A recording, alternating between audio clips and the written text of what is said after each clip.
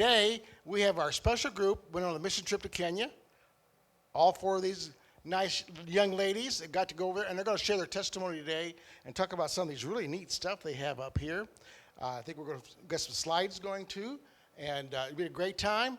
And I'm going to just let them go ahead and start, and then afterwards we'll be open to some questions. Dad's got some questions, I got some questions, and I think we'll just go with that.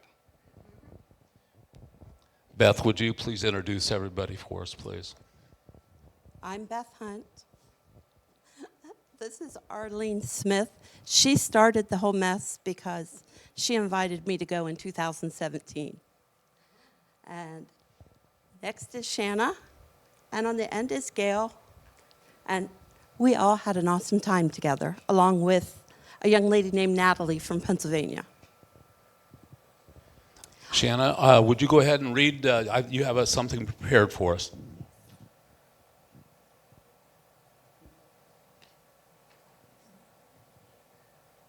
We were asked to focus on only a few highlights when people asked us about our trip. But 2 weeks and over 2,000 pictures later, how do I sum up this experience in only a few statements? How do I discern which part of the trip to talk about first? The initial thing that made sense is to reflect who is asking the question. The problem is, it's not enough. I want to tell them everything, every detail. I want to tell them that it's uncomfortable and exhausting and overwhelming, and that the elevation is really hard to get used to. I want to talk about the humility and the heartbreak I felt on a daily basis. I want to talk about the beauty of the landscape and the beauty of the people I encountered. I want to tell them everything, but more prominently, I want them to feel everything. It's an experience in which I'm struggling to find the words. When all of your senses are forced to succumb to uncharted territory with every waking hour, and no matter how hard you try to find similarities between your homeland and theirs, there is nothing similar. So I say again, how do I sum up this experience in only a few statements? I guess I would start with my first home visit. His name is Joe, and his wife's name is Julita. He is 100 years old, and she is close to it. After walking the overgrown trails of rough terrain on the mountain, we arrived at a mud hut similar to those I'd only previously seen on TV or in magazines. Our chaperone, Andrew, went to the door to announce our presence. A moment later, I was crossing over the threshold into complete darkness. After a few minutes, my eyes adjusted, and I saw an elderly man sitting in a chair at the opposite end of the room. To his right was a wooden couch with a small wooden coffee table. He shakily stood up to greet us, but we insisted he sit back down. He was frail-looking, with tattered clothing, and had a smile that lit up the dark room. My anxieties instantly calmed as I sat and felt his welcoming presence. While we were exchanging formalities, his wife appeared in the doorway carrying another wooden chair. She wanted us all to sit and feel comfortable. She shuffled her feet and slightly stumbled before lowering her feeble body. Her saggy clothes hung on her bony body, and she seemed to be struggling to catch her breath. Once everyone was settled, Andrew began to interpret our conversation. He proceeds to tell us that this is the man who donated the land for New Beginnings. It was his ancestral land, but he felt called by God to give it away for the children. As Andrew continued, I felt myself becoming subdued by emotion. Every word he spoke began to run together, and I could no longer make them out. Uncontrollable tears rolled down my cheeks as I looked around at the walls of the mud hut, the dirt floor, the stained lace fabric that covered the entrance to where they lay their heads at night, the stack of jerry cans in the corner, the frail man, his feeble wife, and the out-of-place soccer or football poster hanging above his head. This man had nothing. He had nothing, and yet he gave everything because he felt called to do so.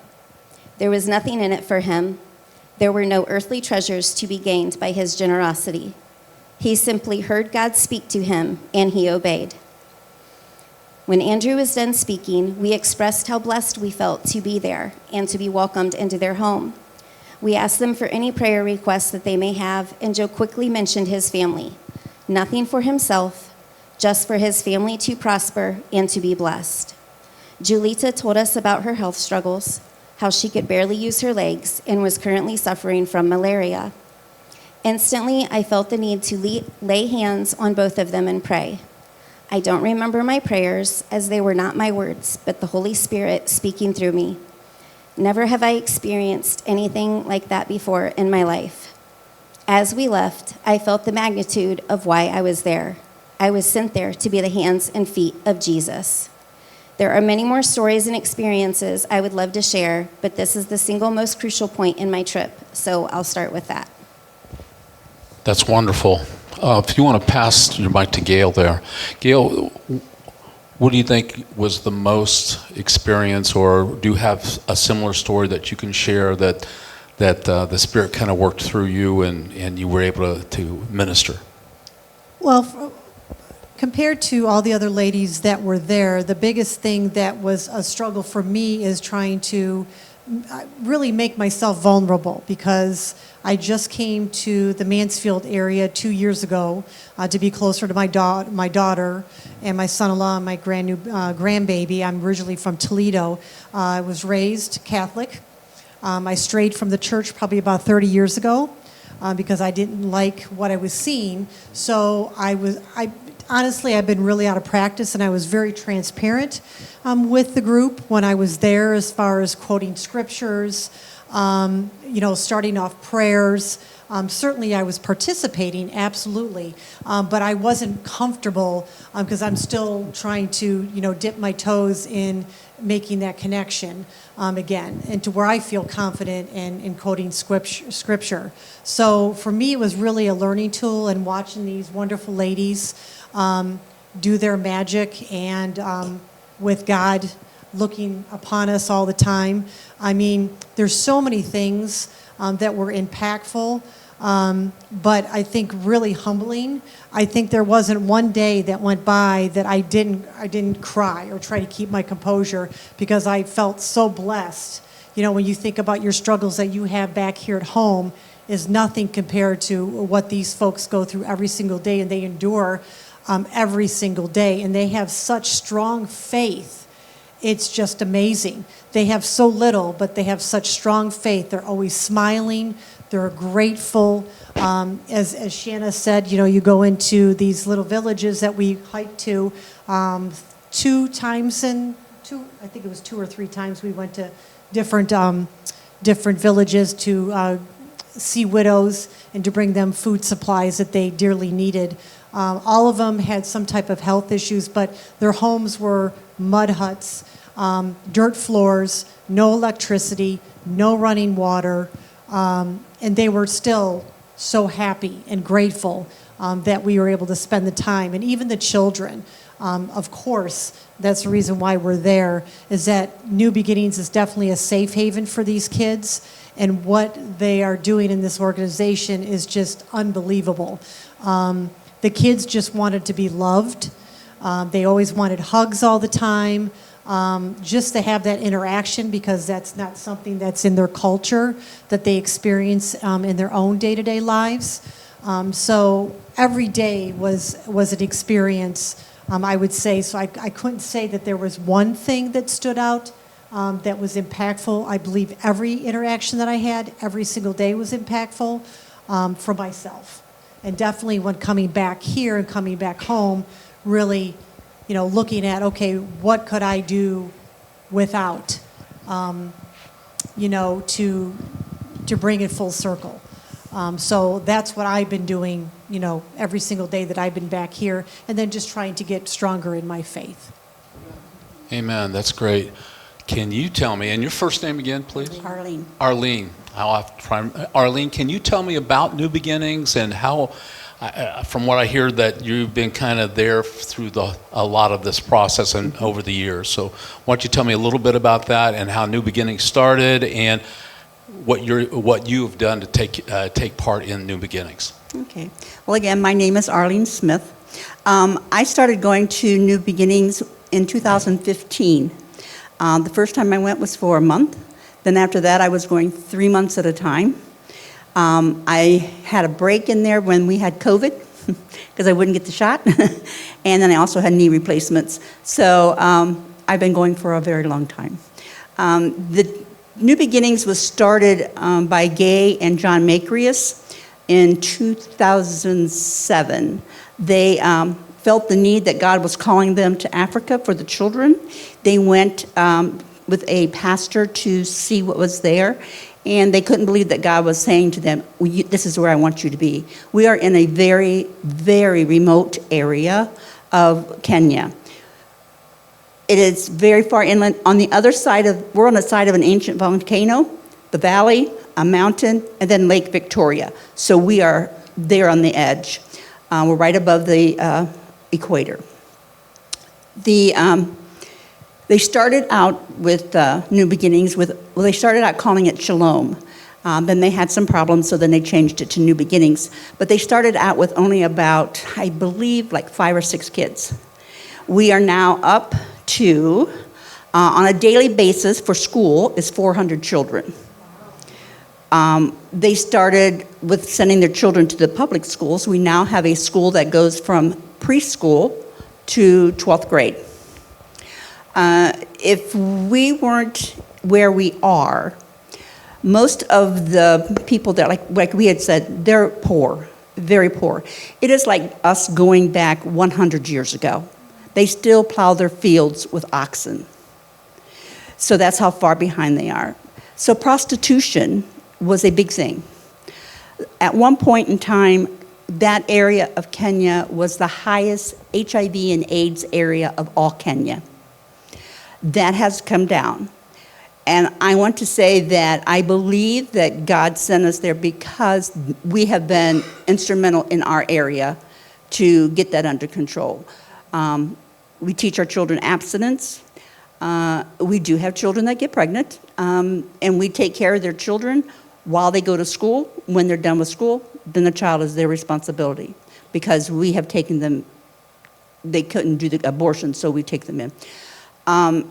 We have children that, if we weren't there, would end up being a prostitute, a picky driver, which is like a little motorbike that takes people around, or just pretty much a bum sitting around the side of the road and begging. Because of us being there, our kids are so smart. And now that they've been given that chance to expel on those things, we had one child graduated from the University of Nairobi with a degree in mechanical engineering from our little dinky town. We've had this last class, I believe it was 85 to 90% of our kids passed the state. The government gets a test at the end of their senior year, and they tell you where you're going to go and if you can go to college or if you can't. And about 85 to 90% of our kids are going to university or colleges right now. So without New Beginnings being there and supplying these needs for these children, it would be terrible. I mean, it just breaks my heart. These kids, I love them so much. When I had missed a couple years and when I went back, they went from here to here, and they're looking at me like, you know who I am? I'm like, no. You'll have to refresh my memory. But they love when people come see them. They're very appreciative of what they have. They love the team. They love getting near them and touching them and having their pictures taken. So the teams, when they go, are instrumental in what we do. The children are just so... They're just so part of my heart, part of me. I also have a namesake. Went with one of the girls to have a baby a couple years, the second year I was there, and she named her baby after me. And her name is Arlene Smith Adiambo. I mean, the whole name. So Arlene stayed by me the whole time I was there this time, which just warmed my heart. But being sponsors for these children is very important, because it's through the sponsorships that allow us to be able to pay for the schools, the house mothers that stay with these children when they're in dorms, to pay for the food, to pay for the teachers and the administration people on that side of the ocean. On this side, no one gets paid. it's all volunteer people. So all 100% of support money goes to Kenya for these children. So I just want to encourage you that if you can find it in your heart to support one of these children, it would be great. But it would be greater if you support the people that want to go and help them make that money to get there. Actually, Shalom is one of the cheaper places to go. Cheaper places to be able to go. When I originally started wanting to go, I wanted to go with the Methodist Church. It was $10,000 to $15,000. For Shalom, it's $1,800 plus your airfare. So anyone can go. I'm 72 years old, soon to be older. And if I can go, you can go. I have 2 artificial knees and an artificial shoulder. If I can go, you can go. So just please, just keep us all in your prayers. Beth, can you tell us, this is second time for you? Third? Third time. Third time. So what was different between the first, second, third time, and what happened this time that didn't happen in the other 2 times and with your experience? If y'all decide to go, I will take you up to the latrine so you can have the whole experience I had the first time I was there. Then we also have a little 3x3 room that you take your 2-gallon pitcher of water and your wash tub up there, and you close the door and you take your shower. Awesome. You'll miss all that because they all had or could have had hot water at some point. And we have flush toilets and sinks. We have bathrooms in the missionary rooms now.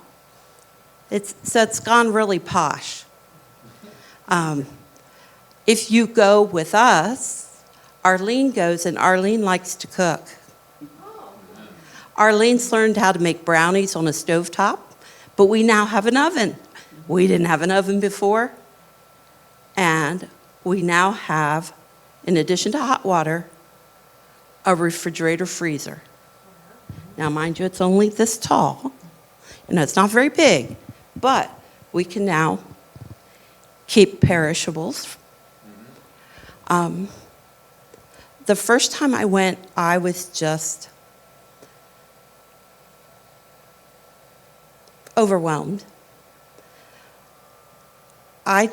It was so,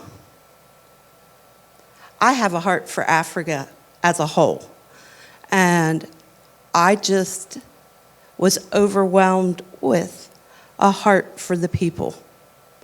Didn't have to be just those at New Beginnings. It's the widows and orphans and people you meet out on the streets. We go to market, and those people are really shy about talking to you. But that doesn't keep you from praying for them as you're walking through. And so this last time, what was different was I was incapacitated. I thought it was my sciatic nerve. No, I had an inflamed Achilles tendon. So I had to miss out on some of the play time. But I made up for it with a book.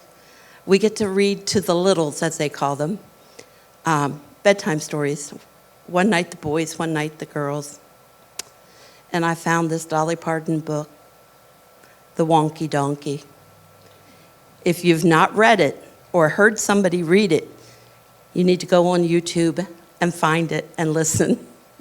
Those kids, by the end, were able to say, because it starts out, almost every session is something that, I took a walk down the road, and what did I see? A donkey, a wonky donkey. But when you say donkey, the kids go, ee-haw. And so reading to the kids was probably my favorite time this time because it wasn't physically challenging. So I got a question for all 4 of you. You talk about how many years you've been there. Because of the program itself, you said that there's somebody that's at the university, there's a lot of kids that are getting an education. Is there kids coming back to minister to the people that were there because they came from. Can you tell me a little bit about some of that? I'm going to share about Derek. Derek was there in 2017 with his partner in crime, Daniel. They had been given an assignment to plant shrubs because they had been a little too mischievous. And Derek still, he's back. He's there, and he's married, and he's this responsible young man, you know? And it's like, I still can picture him as that boy that taught me how that you can just trim a thing off a hibiscus and stick it in the ground and water it every day. It's going to root and grow over there. So they planted hibiscus and they planted shrubs, and they're still there. And so, yeah. Somebody else share on that?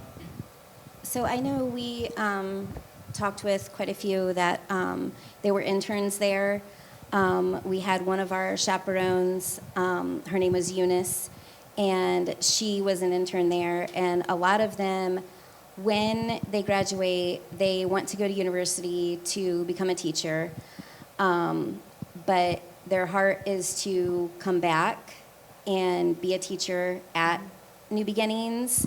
But also, more than once, we heard them say their ultimate goal is to be able to sponsor a kid at New Beginnings. So that really was huge for me, because I'm thinking these guys, like, they went through it their whole entire life. And if they're willing to say, you know, that's my ultimate goal, is to be able to sponsor kids to come back here, that was enough proof for me that they're doing it right. So, yeah.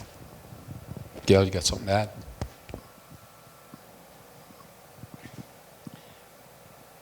I lost my train of thought. That does happen quite a bit. I mean, one of the things as far as with the donations and sponsoring the kids, and something that is just amazing that New Beginnings does, is that I know that Ye, who is the director, she mentioned that they had 8 students that passed the state testing and qualified to go to a university. And New Beginnings will sponsor them for the first year for their university. For everything is paid for. But then after that, it is their responsibility. But the biggest thing is them getting the education and getting the opportunity to break the cycle that's happened over generation, is to keep these the kids from going in the wrong direction through education. And through education, with the sponsorship that comes from people helping these kids be able to buy clothes. And New Beginnings is a safe haven. You have a lot of kids that actually stay at New Beginnings and don't even go to their villages, because they know that they're going to have a bed to sleep in, they're going to get 3 meals a day, and they're going to get their education, whereas if they went back to their villages, they wouldn't have that. So a lot of these kids that are there, some of them are first generation, are actually getting an education and breaking that cycle so they can better their lives and better their lives of the other kids that are in their family or supporting their parents, because a majority of these people that we went into the villages, they don't know where their next meal is coming from that day. They don't know. I mean, you have people that are, 70, 80, 90 years old, and they're walking with 50-pound jerry cans with water, because there's some places where they just get them from a stream that you would see along the side of a road. They're getting water that way. There are some stations that have been set up by some organizations that we saw in our travels, where they were actually big containers that had filtered water, that these folks were able to at least get guaranteed filter water. But again, through education and New Beginnings and the sponsorship from everybody is helping break that cycle to where these kids can do more than living on the street and pandering to try to get their next meal, or being sold into prostitution or being trafficked. Those are usually some of the options that they have, or they go down a line of crime, sadly. And there are strict rules at New Beginnings. I mean, the children, we had a young man that that I heard about, that he had stole somebody's cell phone, and he was kicked out of New Beginnings because he made that choice. And sadly, I guess he's still on that path of making bad choices.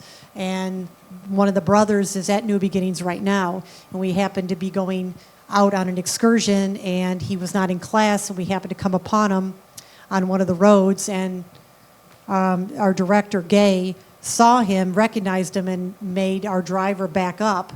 And she called him out on it and told him that, you don't want to go down the same road, sadly, that your brother did. You need to be doing better, and I expect you in class. Give whatever you're, with your other friend, give it to your other friend. Tell him he can be on his merry way. I need to see you in class. I'll be looking at attendance. And she does. She vets the attendance. She knows who's in class and who's not. Mm-hmm. She could tell you everything about every one of these 400 or 500 kids that are there, which is unbelievable. Mm-hmm. She's so involved. But again, the message that I keep going is sponsorship and education will break that cycle. Can I Arlene? just say Yes, that? go ahead. With education, yes, we pay for their first year of education, but because the majority of our children are orphans, they're either full orphans or partial orphans. A partial orphan is one of their parents has passed. Because they're orphans, the government will help pay for the education. We teach them a small business type venture thing so that they can, while they're in college, can have money to buy the little things they want. So if they want clothing, food, whatever, so they teach them how to make money while they're there so that they can provide for themselves that way. And one of the things that they do at New Beginnings is they are taught English. So there are 2 different languages. They have their own Swahili. Mm-hmm. Swahili and English. In English. So a lot of these little ones that come into New Beginnings, all they know is their language is Swahili. So they are taught from a very early age English. Mm-hmm. And again, their English is a British English. So they all talk with an accent. But again, they're learning that because they're going to need to have that as they venture out from New Beginnings. They're going to need to have that second language. So another question I have that maybe one of you can answer is, without New Beginnings, I'm assuming that the medical taking care of the kids or bandages or doctors is something that they would have to go someplace else for. But with New Beginnings, they have that kind of medical help when they need it? New Beginnings has a nurse that comes in. They had 2 girls that gave birth to babies right after we come home. They have a clinic that's close by, and then they have a hospital further out. The one girl had to go to the hospital. They had to take her baby by C-section. But if the kids were not at New Beginnings, if they're just out in the community and they get a cut on their leg, a parent's going to try and take care of it a little bit, but you have to understand, over there, children have no value. Your child has no value until they can help the family make a profit or plant a crop. You'll see 4, 5, 6-year-olds taking the cattle out in the morning to graze.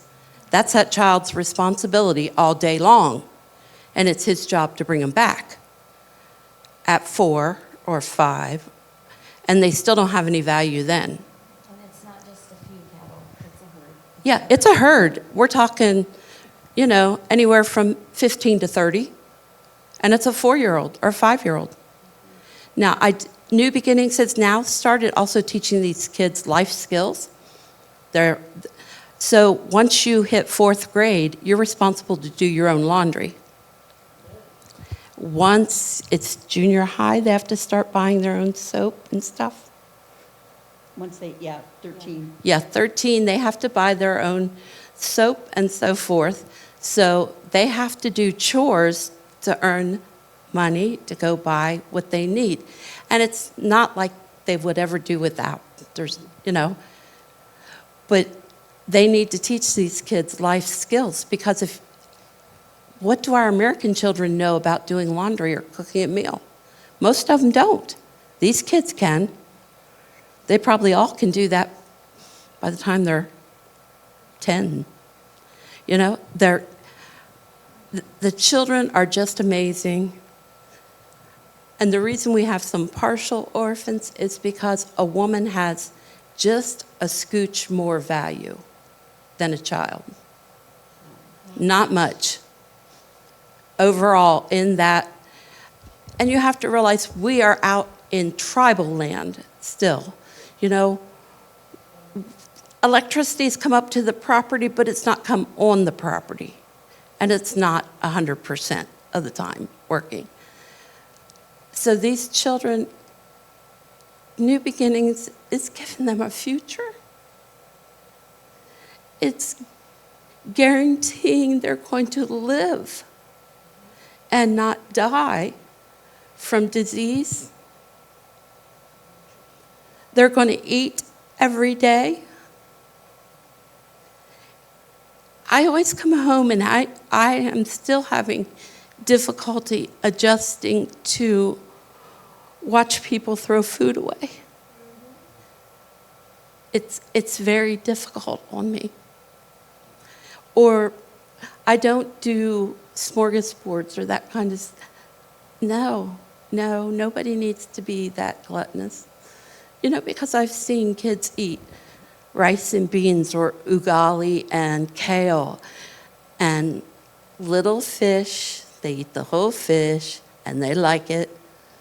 Skooma. They're just little. It looked like little minnows. Oh, okay. Skooma is kale. What's the little fish? Omana. Omana. Omana. The fish is omana. Skooma is the kale mixture. And I seem to be the only one of the crew that likes that and ugali. And I know that Shannon and I had an opportunity for a couple nights that we went up and actually helped serve dinner to all the kids. And, I mean, their portions are pretty big. And, you know, they're getting 3 meals a day. We did sit down and try it. You know, some of it was, you know, questionable. But, again, we're thinking it's like we need to eat our food because this is all that these kids get. You don't want to be rude or disrespectful because we should be grateful. But yeah, the food was definitely something to get used to for sure. But it was just amazing being a part of that whole group of adults that were actually serving the kids because they came in waves. The little ones were the first ones to get served, and then they went all the way up to the older kids. They do separate, at New Beginnings, they do separate the girls from the boys. So the only time that they do come together is during church on Sundays, or if there's any kind of assemblies that they have. Or school. They are together, but otherwise they have separate dorms from each other. So, I mean, it wasn't unusual. I mean, I went, the one morning I went to flag raising ceremony, probably lasted maybe a half hour. There was, I would say, maybe 300 kids that were lined up, and I'm talking little kids, like, you know, two, and they stood for that half hour in an assembly line, silent. Didn't say anything and followed the rules. When we went off into the villages, it wasn't unusual to see when we're driving along the road, just seeing like little kids that there were no parents around, just as Beth said. Mm-hmm. I mean, they're just out on their own and making it happen. It was just unbelievable. One of the things that that I found difficult, and I had to ask finally after a couple days, is that they associate, obviously we have different color skin, so they associate us people that come from the Americas as people who have a lot of money. Mm-hmm. So when we would be in our safari Jeep, which is what we use to travel outside of New Beginnings to go into villages or go into towns, there would be people alongside the road that just couldn't wait to wave at us. And I felt like I was like in a presidential motorcade, is what my description of it was. It was a little unnerving. And even when we went to Lake Victoria, and we went out on the boat and came back, and Lake Victoria is the second biggest lake in the entire world, second to Lake Superior of fresh water. And Lake Victoria starts the Nile River. And when we got off the boat, this adult young man came up to me and asked me if he could take a picture with me because he thought it was like a big deal. And it's like, it's just me. You know, there's nothing special about me. But again, they associate us Americans coming over with the people that have the money because it costs money to come there. And that you kind of are treated like a celebrity, which I just wanted to blend in, per se, with the culture and take it in. So for me, that was really something that I was still trying to get used to, even after 2 weeks of being there. That we saw it every single day. The kids wanted to touch you, feel your skin because it's different, it's soft. You smell different, you look different, you talk different. Yeah, so it was definitely a culture shock in that aspect of it. To get back to the medical stuff, when I first started going, I was the nurse. I would do physicals on 140 children in a week. As time went on, we now have a nurse that comes once a month, but if a child is sick, they call her, she will come that same day, if not the next, to make sure that that child's fine. So they are always under some type of a medical care for someone to be there.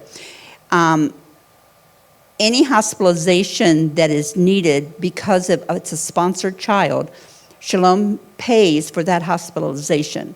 Or if they have to go to the hospital and they do see the dentist, Shalom pays for all that. That's what part of the support money pays for, is for them to have that medical care.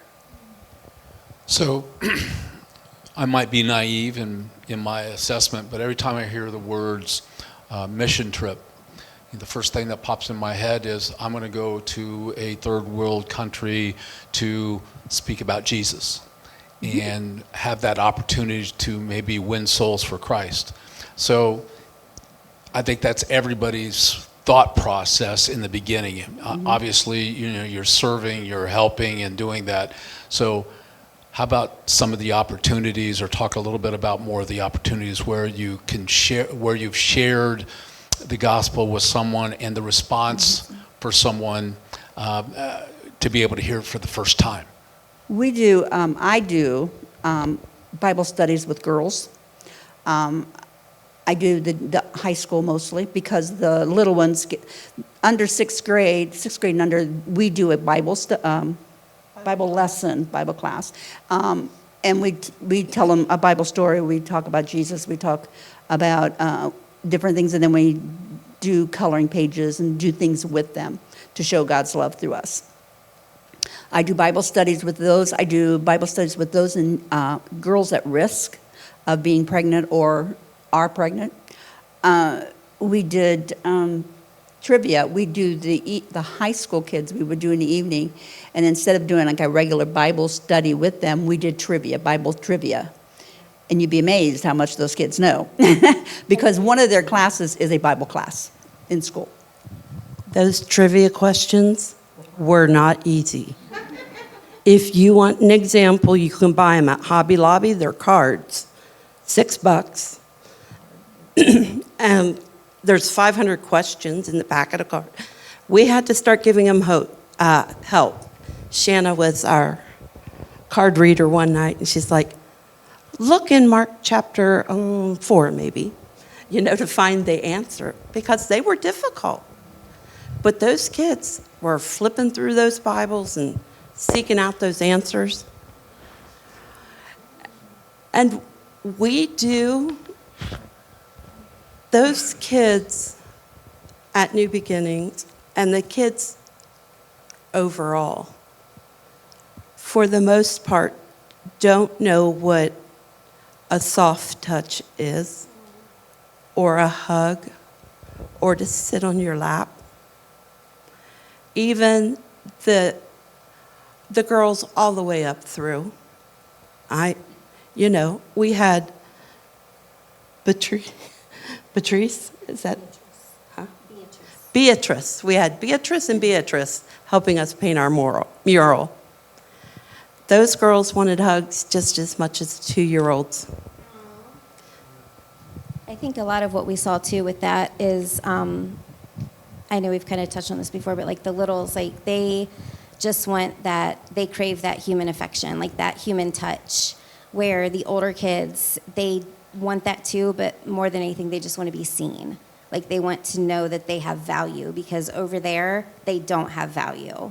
So for us to come and have a conversation with them and look them in the eye when we're speaking with them, that doesn't happen. So it just reiterates the fact that, you know, Jesus loves you more than what, you know, anyone else can, and you're worth more than what anyone else has ever shared with you. So that was a big part of what we did with the older kids as well. And Gail down there on the end says she's not good with her Bible or stuff. Guess who wrote our sermon for our Sunday? We had to do service on Sunday. She not only read it or wrote it, she presented it. And, you know, this room's kind of set up like the room was. She was back there and walking through there and up here, and then she's back there again. And she is a presentator. Okay, at this point, you want to get, you want? Yeah, just one you last got thing. more? I'm sorry. Okay, I'm no, sorry. yeah. I'm just really excited. And one of the things, too, is that you're thinking when you're going there, you know, is it structured on what you do every single day? We're up at between 6:30, 7 o'clock in the morning, and we are structured, you know, by the hour on things that we want to accomplish in that particular day. And we go all the way up till 9 o'clock at night. So we are exhausted by the end of the day. We do have a little bit of downtime that we were able to, within the week and a half, we were able to get a whole entire mural on the one side of the building done on one of the schools. So we were going and actually, you know, giving up our time for lunch or for dinner and going up and working on the mural. So it is structured. And each mission and each group that goes, they can tailor it to what they want to do. We wanted to focus more on the kids and interaction with them and the Bible studies and so forth and so on. But there is a group coming up, I believe in July, that they just want to be doing like construction, painting, building. That is available too. So you can tailor it to what you want to accomplish. But certainly the most important thing is the Word of God. So at this point, what we'd like to do is open this up for anybody here that's watching that has a question. I do need to have you go into the mic so that they can hear online. So don't be afraid of the mic or me. So does anybody have any questions?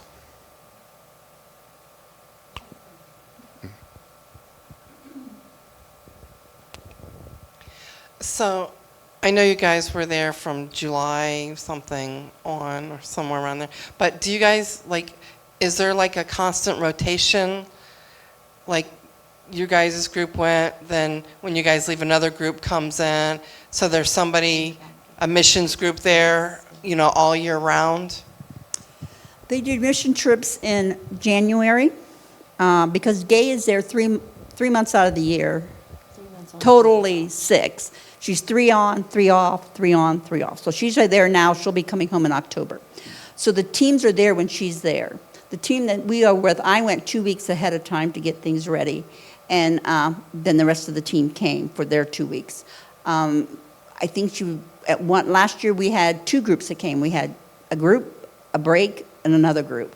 January they have a group coming. A lot of times it's if the group has a specific time they want to go, they will work with that.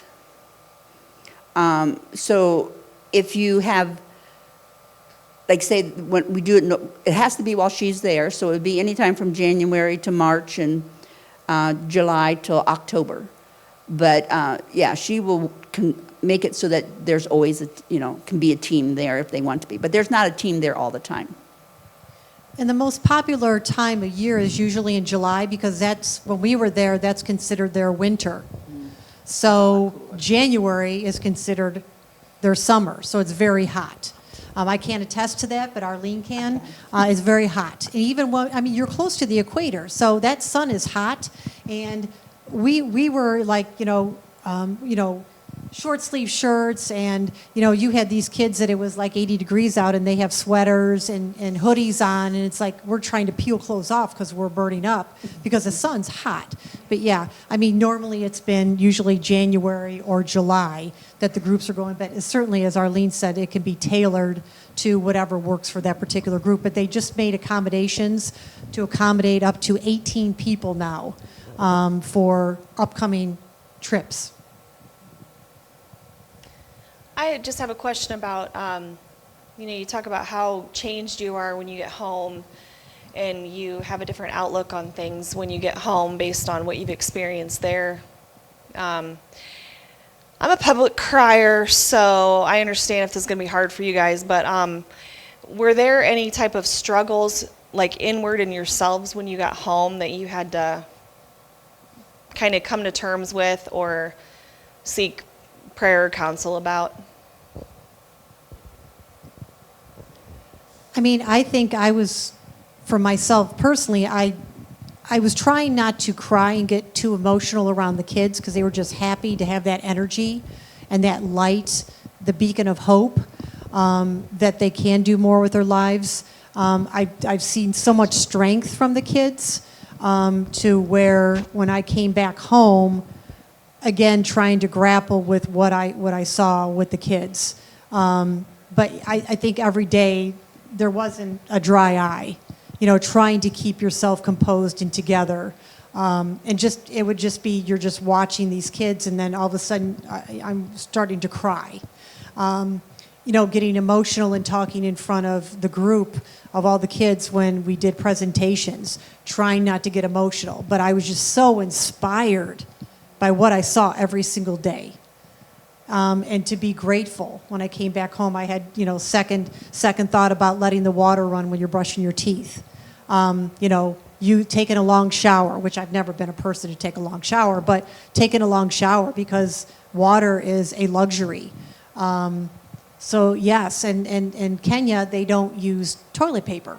It's not a common thing. Now they do accommodate in some of the public places we went to, so we had to, take our own toilet paper or, whatnot.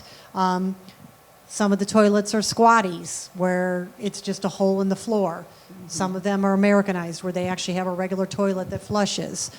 Those types of things you definitely take for granted, so you don't have any room to complain. Just grateful. But yeah, just trying to keep yourself composed and then trying to translate that when you come back home, I think is the biggest thing, is like, what could I do without?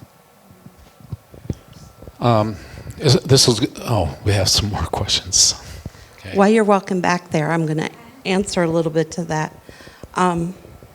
Every time I come home, I find I give away more stuff.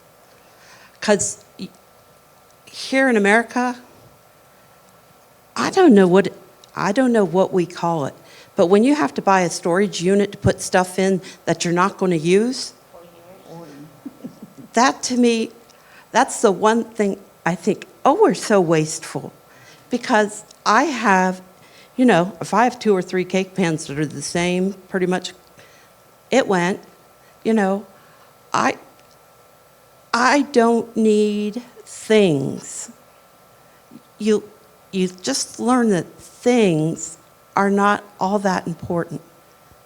I would rather spend my time with people than taking care of things. And if you're going to be a wise steward of God's money, if you spent his money on that thing, you better take care of it. Amen. And I can do without a whole lot. Okay, hello.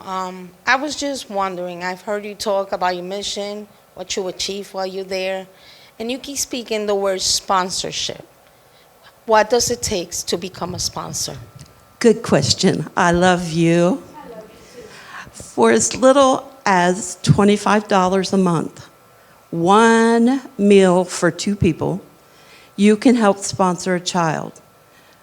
Total sponsorship goes up to $100 a month, but you can do 25, you can do 50, or you can do the whole 100, or you can do 2 at 25, or 2 at 50. However you want to do it, however the Lord leads you.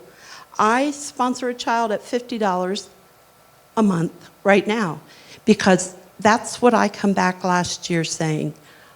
I have $50 in my budget that I can educate a child and give them a future. That covers food for how long? 1 meal a day? No, that covers room, board, medical, clothing, everything. And I think it's twice a year maybe. They have Christmas in July where you can send something for your child, but they all get bags like this, what are they called? Cinch sacks full of goodies in July, and then at the end of the year, their school year goes January to December. So I try to send money for a new school uniform and shoes for David, and it's like $30. It's not like you're buying something to go to Mansfield Christian and you got to go spend $300. No, it's $30, and that gives him a new pair of shoes and a new school uniform and new socks and probably underwear too, but they don't tell us about it. I wanted to. We have forms over here on this table too. Yeah, I of was just kids getting ready to do need that. sponsors. So, what I wanted to do is this is going to be online, okay, on YouTube. It's going to be on our YouTube page, and I want those people that are on YouTube that if you want to know about sponsorship, we will have forms at Fusion Church here for you to be able to fill out, and if that's something that you want to do, for those of you that would like to go on the trip, it's not that expensive to put that money away. It's $1,800, I believe, is what it is. $1,800 is for your room and board, more or less there. Okay, and then you have airfare. your airfare, which gets a little pricier. Right. So if you can't afford to do that, you can afford maybe to sponsor a child to help get Jesus in their lives and make a big difference in their life. Yes. So at this point, we don't want to go over, and I do appreciate you ladies being here. I'm going to give it to my brother here. He's going to pray for you guys, if you don't mind, and we're going to pray for them and kind of go from there. So, Thank you so much. It's great. We always like to bless the people who came in and do our Testimony Tuesdays. Some of my prayer team can come up here and give me a hand. And we're just going to bless you. And if you have a particular need, you just say something to somebody and they can just pray for that need. And this is going to be off air. So, we don't need these.